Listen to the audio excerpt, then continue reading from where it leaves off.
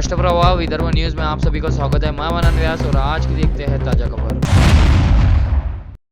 अचलपुर के नवनिर्वाचित बीजेपी विधायक प्रवीण तायड़े का बैनर बहिरम यात्रा दौरान फाड़ने और उस पर थूकने के बाद विधायक तायड़े ने पूर्व विधायक बच्चू कडू को चुनौती देते हुए आमने सामने की लड़ाई लड़ने का आह्वान किया, जिसके बाद कडू समर्थक प्रहार पदाधिकारी पुलिस अधीक्षक के पास तायड़े की शिकायत लेकर पहुंचे, जिसमें कहा गया कि विधायक तायड़े पर अपराध दर्ज किया जाए, अन्यथा भविष्य में शांति भंग होकर परिस्थिति बिगड़ सकती है। बीजेपी विधायक प्रवीण तायड़े समर्थकों ने बहिरम बुआ की प्रसिद्ध यात्रा में अपने नेता के पोस्टर बैनर लगाए थे। 2 रोज पहले इन बैनरों को अज्ञात तत्वों ने फाड़ दिया, उन पर थूका गया, जिसके बाद विवाद शुरू हुआ।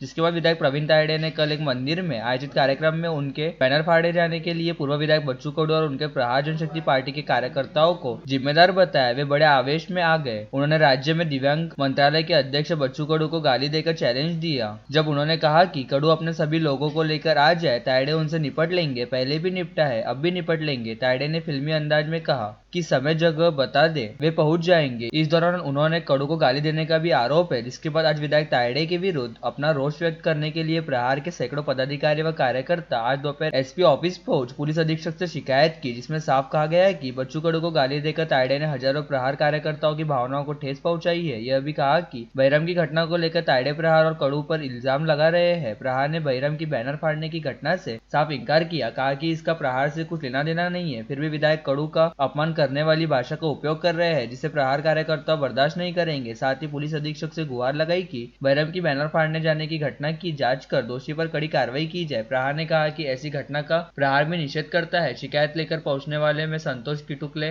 सुरेश गणेशकर, जीतू दुदाने, नंदकिशोर कुईटे, बंटी रामटेके सहित कार्यकर्ता उपस्थित थे।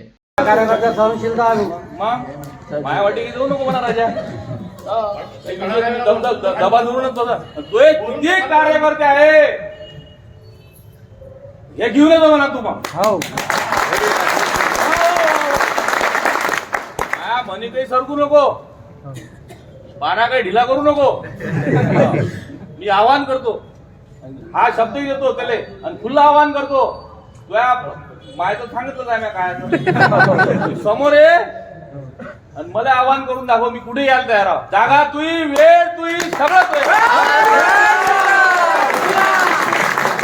तुका तुझी काय करतो रे भडवे। आता मंदिरात मी शिवाय देऊ शकत नाही, तुले उडून पुरलो आणि पुढे उडून लोल अचलपूरचा जो वाचाडवीर आमदार आहे, जो बच्चू भाऊला जो अरबी भाषेत जो वापरत आहे, तो बच्चू भाऊला धस देत आहे आणि कार्यकर्त्याला म्हणत आहे माझा जो लट तयार आहे तेल लावून कुठे यात असं। अबे छोटासा कार्यकर्ता प्रहारचा, तू सांग तुझ्या घरासमोर उद्या म्हणजे उद्या टाइम दे, तिथं उभा राहते आणि तुझ्या घरासमोर लढायला तयार आहे। पण तू ज्या भाषेमध्ये एखाद्या लोफर सारखा तू आमदाराची भाषा बोलत नाही आहे, तू एखादा झोपडपट्टी सारखा लोफर जो भाषा वापरते त्या भाषेनं तू बोलत आहे। पण प्रहारचा कार्यकर्ता तुला घाबरत नाही। तू हे किती षडयंत्र कर बदनामी करायचा। बच्चूभाऊ दिव्यांग शेतकरी शेतमजूर यांच्या मनात बसलेले आहे, दैवत आहे त्यांचे, त्यासारखे हे खोटारडे आरोप करून तू काही सिद्ध करणार नाही आहे। तुला आमचा चॅलेंज आहे छोट्याच्या कार्यकर्त्याचं, तू कधी फोन कुठं मन तिथं मन तू तयार आहे, तू लट घेऊन ये। आमचे तू प्रहारवाल्याचे फक्त हात पाय, हाताचा कसा झोडपा बसते हे तू पाय म्हणा फक्त। मसाजोग के सरपंच संतोष देशमुख की हत्या में शामिल होने के आरोप तथा एक कंपनी से फिरौती मांगने के आरोप में वांटेड वाल्मीकि कराड़ ने पुणे में सीआईडी के कार्यालय में आत्मसमर्पण के पहले वीडियो जारी कर उसके खिलाफ केज पुलिस स्टेशन में जबरन वसूली की झूठी शिकायत दर्ज करने का दावा करते हुए सरपंच संतोष देशमुख हत्या मामले में अगर वे पुलिस जांच में दोषी पाए गए तो न्यायालय द्वारा दी गई सजा भुगतने के लिए तैयार होने की बात कही। वही संतोष देशमुख हत्या प्रकरण में वाल्मीकि कराड़ के शामिल होने का दावा कर आरोपियों की गिरफ्तारी के लिए आग्रही भाजपा के विधायक सूर्यदास मुख्यमंत्री देवेंद्र फडणवीस की तारीफ करते हुए कहा कि आका शरण में आ गया, अब आका के आका को बिन खाते का मंत्री करे। उधर सामाजिक कार्यकर्ता अंजलि दमानिया ने प्रश्न किया कि वाल्मीकि कराड़ को गिरफ्तार करने में पुलिस की विफलता को देखते हुए क्या पुलिस व्यवस्था और गृह मंत्रालय समझौता कर रहे हैं। यह चौंकाने वाली बात है कि इसमें 20 दिन लग गए। उसने पुणे में आत्मसमर्पण किया। 17 तारीख को उसके मोबाइल से आखिरी कॉल पुणे में की गई थी। अगर उसने आज 31 तारीख को पुणे में आत्मसमर्पण किया है, इसका इसका मतलब है वे इतने लंबे समय तक पुणे में थे। क्या हमारी पुलिस प्रणाली और पूरे गृह मंत्रालय ने समझौता कर लिया है? वे राकांपा शरद चंद्र पवार पार्टी के सांसद सुप्रिया सुले ने कहा कि परभनी और बीड़ की दोनों घटनाएं महाराष्ट्र के सभ्य समाज पर काली छाया डालती है। सरकार की भी इन परिवारों को न्याय देने की नैतिक जिम्मेदारी है और हमने भी ली है। मुझे नहीं लगता कि शरण शब्द उचित है। अगर गिरफ्तारी होती तो मुझे कुछ संतुष्टि होती। सरकार को उन्हें गिरफ्तार करना चाहिए था, जिसके बाद अब वाल्मीकि कराड़ के आत्मसमर्पण के बाद राज्य की राजनीति में आरोप प्रत्यारोप का दौर और तीव्र हो गया है। वाल्मीकि कराड केज पोलीस स्टेशनला खोटी खंडणीची फिर्याद दाखल झालेली आहे। मला अटकपूर्वचा अधिकार असताना मी CID ऑफिस पुणे पाषाण रोड इथं सिलेंडर होत आहे। संतोष भैया देशमुखांचे जे कोणी मारेकरी असतील त्यांना अटक करावी व त्यांना फाशीची शिक्षा द्यावी। राजकीय दोषापोटी माझं नाव त्याच्याशी जोडलं जात आहे। पोलीस तपासात जे निष्कर्ष निघाले मी दोषी दिसलो तर न्यायदेवतांनी मला जे शिक्षा देईल ती मी भोगायला तयार आहे। या राज्याचे कर्तव्यदक्ष मुख्यमंत्री सन्माननीय देवेंद्रजी फडणवीस साहेब यांनी घेतलेल्या ॲक्शनमुळं दाखवलेल्या तत्परतेमुळं शेवटी CIDच्या समोर वाल्मीकि कराड यांना शरण यावं लागलेलं आहे। प्रथमतः मी राज्याच्या मुख्यमंत्र्यांचं इतकं कणखर निर्णय आणि धडाधड निर्णय घेतले त्याबद्दल त्यांचं मी मनापासून या ठिकाणी आभार मानतो। नांदगांव पेठ में नेताजी क्रीड़ा मंडल द्वारा भव्य विदर्भ स्तरीय कबड्डी टूर्नामेंट का आयोजन किया गया है। इस अवसर पर पूर्व सांसद नवनीत राणा ने विदर्भ भर से आए कबड्डी खिलाड़ियों का सद्भावना भेंट कर उनकी हौसला अफजाई की। अपने संबोधन में राणा ने कहा कि जीवन में मैदान कोई भी हो, अगर हम उस मैदान की जमीन पर मजबूती से डटे रहे तो जीत हमारी होती है। इसी प्रकार राणा ने उन सभी श्रमिकों के लिए नांदगांव पेठ और विजिलैंड में एसटी स्टॉप प्रदान करने का प्रयास करने का वादा करते हुए नांदगांव पेठ के टोल गेट को MIDC के आगे स्थानांतरित करने का प्रयास करने तथा अच्छी गुणवत्ता वाली सड़क बनाने के लिए सरकारी स्तर पर प्रयास करने की बात कही। नांदगांव पेठ के ग्राम देवता काशीनाथ बाबा के जगह को भी धक्का नहीं लगने देने का निर्धार राणा ने व्यक्त किया। इस अवसर पर विवेक गुल्ला ने, श्रीकांत राउत, भाजपा महासचिव अमोल व्यवहारे, नीलेश अग्रवाल, बंटी अमले, मोनू सिंह राठौड़, रवि राउत, सचिन इंगले, विनोद सुंदरकर, संदीप अकोलकर एवं मंडल के पदाधिकारी एवं सदस्य उपस्थित थे। हमारी है क्योंकि मैं मैदान छोड़कर नहीं, मैदान में डट कर खड़े रही। इसलिए सभी खिलाड़ियों को जितना एनकरेजमेंट, ये गांव में बहुत ज्यादा राजकारण होता है, अलग अलग तरीके से राजकारण करते, उस पे ना बोलते हुए जो भी डिमांड्स मेरे अमोल भाऊ ने और ये गावाच्या लोकांची इच्छा आहे की जे बस आहे जे आमच्या गावापर्यंत थांबत नाही ती थांबली पाहिजे। ये देखो, जब लोग बोलते थे कि महाराष्ट्र में देवेंद्र जी मुख्यमंत्री नहीं बनेंगे, हमारे देवेंद्र जी का मजाक उड़ाते थे। त्यांनी म्हटलं होतं मी पुन्हा येईन, असे ताकदीने आले की सगळ्यांचे गोलच केले त्यांनी। काय म्हणतात ते मॅच मध्ये काय असते, ऑल आउट, ऑल आउट ना, मच्छरी जाते ना ऑल आउट नी, तसंच देवेंद्रजीने आमचे या पूर्ण महाराष्ट्रामध्ये केलं।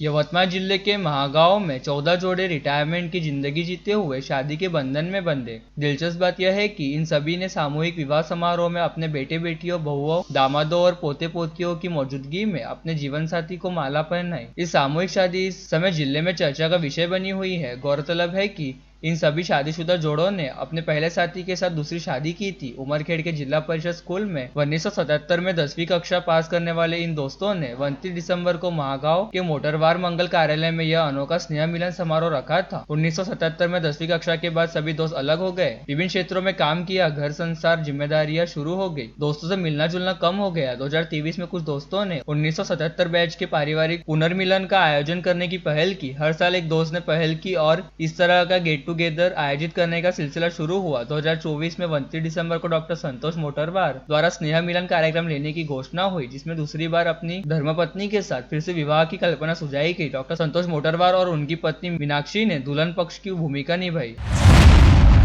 अमरावती वर्ष 2024 एक तरह से अमरावती शहर पुलिस के लिए काफी चुनौतीपूर्ण रहा। इस साल के दौरान अप्रैल माह में लोकसभा व नवंबर माह में विधानसभा जैसे दो बड़े चुनाव हुए, जिनके लिए पुलिस को काफी लंबा बंदोबस्त लगाना पड़ा। साथ ही चुनाव प्रचार के दौरान आने वाले हाई प्रोफाइल नेताओं की सुरक्षा के लिए भी व्यवस्था लगानी पड़ी। साथ ही साथ विभिन्न पर्व एवं त्योहारों पर कानून व व्यवस्था के साथ सामाजिक सौहार्द बनाए रखने की जिम्मेदारी भी निभानी पड़ी। और इन सबके साथ ही अपराध व अपराधियों को नियंत्रित रखते हुए घटित हुए अपराधों की जांच को सफल तरीके से पूरा करने का जिम्मा भी निभाना पड़ा। खास बात यह रही कि इन सभी जिम्मेदारियों को अमरावती शहर पुलिस ने सफलतापूर्वक पूरा किया, जिससे चुनाव सहित सभी पर्व एवं त्योहार शांतिपूर्ण ढंग से निपटे। साथ ही शहर में अपराधों की संख्या भी कम हुई। इसके अलावा जारी वर्ष के दौरान कई ऐसे मामले घटित हुए थे जिनमें पुलिस के पास कोई सुराग व सबूत नहीं था, लेकिन इसके बावजूद ऐसे ब्लाइंड मामलों में सफलतापूर्वक जांच करते हुए अमरावती शहर पुलिस ने ऐसे मामलों को ओपन एंड शट किया तथा ऐसे मामलों की जांच पूरी करने के उपरांत आरोपियों के खिलाफ अदालत में चार्जशीट भी पेश की, जिसके चलते कहा जाता है कि अमरावती शहर पुलिस के लिए वर्ष 2024 शानदार एवं बेहतरीन पुलिसिंग वाला साल रहा। इस आशय का प्रतिपादन अमरावती के शहर पुलिस आयुक्त नवीन चंद्र रेड्डी द्वारा आज वर्ष के अंतिम दिन अपने कार्यालय में बुलाई गई पत्रवार्ता में किया गया। इस अवसर पर पुलिस उपायुक्त सागर पाटिल, गणेश शिंदे व कल्पना बारावकर, सहायक पुलिस आयुक्त शिवाजी बचाटे, अपराध शाखा के पीआई गोरखनाथ जाधव, बाबाराव अवचार व सीमा दातालकर, विशेष पथक के पीआई आसाराम चोरमले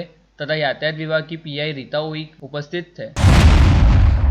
नए वर्ष में अमरावती शहर को और अधिक उन्नत एवं गतिशील बनाने का संकल्प अमरावती विधानसभा क्षेत्र से दूसरी बार निर्वाचित विधायक सुलभा खोड़के ने किया है। अमरावती शहर के विकास को गति देने और मजबूत करने के साथ साथ नई दिशा देने के लिए भविष्य के विकास को ध्यान में रखते हुए एक योजनाबद्ध कार्य योजना तैयार की गई है। बुनियादी विकास और मानव विकास को मिलाकर विधायक खोड़के का प्रयास रहेगा। अमरावती शहर में 100 साल पुरानी विभिन्न सरकारी संस्थाएं हैं जिनकी स्थिति विकट है। ऐसी पुरानी सरकारी संस्थान जो शहर की धरोहर है को सहेज कर अच्छी शैक्षणिक एवं भौतिक सुविधाएं तैयार करने पर जोर दिया जाएगा। साथ ही आरोग्य सेवा को और अधिक बेहतर करने नांदगांव पेट पंचतारा की MIDC में नए उद्योग लाने, विभागीय क्रीड़ा संकुल में खेल सुविधाओं का विस्तार, शहर में पर्यटन स्थलों का विकास, अंबा देवी एकवीरा देवी मंदिर को तीर्थ क्षेत्र की धरती पर विकास, अमरावती मध्यवर्ती बस स्थानक पर पुनर्विकास तथा लोक कल्याणकारी योजनाओं के लिए नए जोश से प्रयास करने का आश्वासन देते हुए अमरावती की जनता को नए वर्ष की शुभकामनाएं विधायक सुलभा खोड़के ने दी। अमरावती जिले में बैंकों से ज्यादा निजी साहूकारों से किसानों ने लोन लेने की बात सामने आई है, जिसमें बैंकों से ज्यादा साहूकारों ने किसानों को ऋण दिया है। सहकारिता विभाग से प्राप्त आंकड़ों से स्पष्ट है कि अवैध साहूकारों पर रोक लगाने वाले कानून के बावजूद किसान साहूकारों के चंगुल से नहीं बच पा रहे हैं। जिले में 635 लाइसेंसधारी साहूकारों ने 69,251 किसानों को 97.81 करोड़ रुपए का कर्ज दिया है। आज भी कई किसान निजी ऋणदाताओं से ऋण लेते हैं। इस लोन की ब्याज दर अधिक होती है, लेकिन बैंकों के माध्यम से फसल ऋण वितरण में देरी और कड़े मानदंडों के कारण किसान गांव या परिचित साहूकारों ने ऋण लेते हुए दिखाई दे रहे हैं। गिरवी रखकर कर्ज लेने वाले किसानों की संख्या सबसे अधिक है। जिले के 68,884 किसानों ने 95,29,83,000 रुपए का गिरवी रखकर ऋण लिया है, जबकि 367 किसानों ने 2,51,19,000 रुपए का बगैर कुछ गिरवी रख ऋण लिया है। संबंधित 69,000 किसानों को यह ऋण 25 अप्रैल तक संबंधित ऋणदाताओं को लौटाना है। आश्चर्य की बात है कि जिले में एक भी साहूकार ने किसी भी किसान को कृषि ऋण नहीं दिया है। जिले में सर्वाधिक 237 साहूकार अमरावती तालुका से और 149 अचलपुर से है। किसानों को फसल ऋण लेने के लिए हर साल बैंकों के कई चक्कर लगाने पड़ते हैं। साथ ही साहूकारों के पास कुछ जमानत रखने से उन्हें आसानी से पैसा मिल जाता है, लेकिन उन्हें बैंक की तुलना में साहूकारों को अधिक ब्याज देना पड़ता है। हालांकि ऋण की किसान उपलब्धता के कारण अधिकांश किसान साहूकारों से ऋण पर निर्भर है। हैरान करने वाली बात यह है कि जिले में खरीफ सीजन के बाद रबी सीजन में भी फसली ऋण बांटने से बच रहे हैं। रबी में 420 करोड़ रुपए के सापेक्ष अब तक मात्र 73.27 करोड़ रुपए ही वितरित किए गए हैं। ऋण वितरण अनुपात 17% पर स्थिर है, इसलिए किसानों की आर्थिक समस्या बनी रहती है, जिस पर प्रशासन की चुप्पी भी हैरान करने वाली है। यवतमाल के प्रशासनिक भवन में स्थित जिला आपूर्ति अधिकारी के कक्ष में ठेका बिल नहीं मिलने पर एक राजनीतिक दल के युवा पदाधिकारी ने जहर खाकर आत्महत्या करने की कोशिश की। जहर खाने वाले युवक का नाम अश्वजीत शेलके है। यहाँ के सरकारी अस्पताल में उनका इलाज चल रहा है। सोमवार की देर शाम हुई इस घटना से प्रशासनिक हलके में हड़कंप मच गया है। अश्वजीत शेलके RPA अठौले समूह के युवा जिला अध्यक्ष है। बताया जा रहा है कि आपूर्ति विभाग द्वारा वेयरहाउस हमाल ठेकेदारी के 2 माह का करीब 6.5 लाख रुपए का भुगतान नहीं करने का आरोप लगाते हुए यह कदम उठाया है। देवानंद शेलके के पास सरकारी अनाज गोदाम में कूली का ठेका है। उन्हें यह कॉन्ट्रैक्ट नवंबर 2023 से दिया गया है। हालांकि प्रशासन के पास शिकायत आई कि उन्होंने फर्जी दस्तावेज लगाकर ठेका हासिल कर लिया है। तथ्यों का पता चलने के बाद यह अनुबंध रद्द कर दिया गया है। फिल्म निर्देशक अनुराग कश्यप ने बॉलीवुड की मौजूदा स्थिति पर निराशा व्यक्त की है। उन्होंने यह भी खुलासा किया कि वह अच्छे काम करने के लिए मुंबई छोड़कर दक्षिणी सिनेमा में जाने के बारे में सोच रहे हैं। अनुराग ने हिंदी सिनेमा में लाभ की मानसिकता, रीमेक और स्टार बनाने की संस्कृति की आलोचना की है। अनुराग ने कहा कि इससे रचनात्मकता कम हो जाती है और कला के कार्यों में नवीनता का अभाव हो जाता है। हॉलीवुड रिपोर्टर से बात करते हुए अनुराग कश्यप ने कहा, अब मेरे लिए बाहर जाकर प्रयोग करना मुश्किल हो गया है क्योंकि इसमें बहुत पैसा खर्च होता है। निर्माता लाभ और मार्जिन के बारे में सोचते हैं। फिल्म की शूटिंग शुरू होने से पहले यह तय किया जाता है कि कैसे बेचना है। यही कारण है कि मुझे फिल्म बनाने में मजा नहीं आता। मैं अगले साल मुंबई से बाहर जाना चाहता हूँ जहाँ मुझे काम करना है। राष्ट्रीय मंच के केवीके महाराष्ट्र राज्य के प्रतिनिधि राज्यसभा सांसद डॉक्टर अनिल बोंडे से 30 दिसंबर को उनके आवास पर व्यक्तिगत रूप से मुलाकात की। आईसीएआर से केवीके के कर्मचारियों को दिए जाने वाले वेतनमान, सेवा शर्तों, सेवा नियमों और सेवानिवृत्ति के बाद के लाभों में भेदभाव किया जा रहा है और कई जगहों पर वेतन भत्ते और भविष्य निर्वाह निधि सदस्यता में कटौती के आदेशों के कारण कर्मचारियों में आईसीएआर के खिलाफ काफी गुस्सा है। इसलिए देश के 665 कृषि विज्ञान केंद्रों के कर्मचारियों को न्याय दिलाने के लिए डॉक्टर परोदा समिति द्वारा दी गई सिफारिशों को लागू किया जाना चाहिए। इन मांगों के लिए सांसद डॉक्टर अनिल बोंडे संगठन के साथ अग्रणी रहने की विनती संगठन के सदस्यों ने उनसे की। इस अवसर पर राष्ट्रीय मंच केवीके के महाराष्ट्र राज्य समन्वयक संतोष देशमुख के साथ डॉक्टर केपी सिंह, प्रताप जायले, राहुल गोगरे उपस्थित थे। और लेटेस्ट न्यूज देखने के लिए राष्ट्र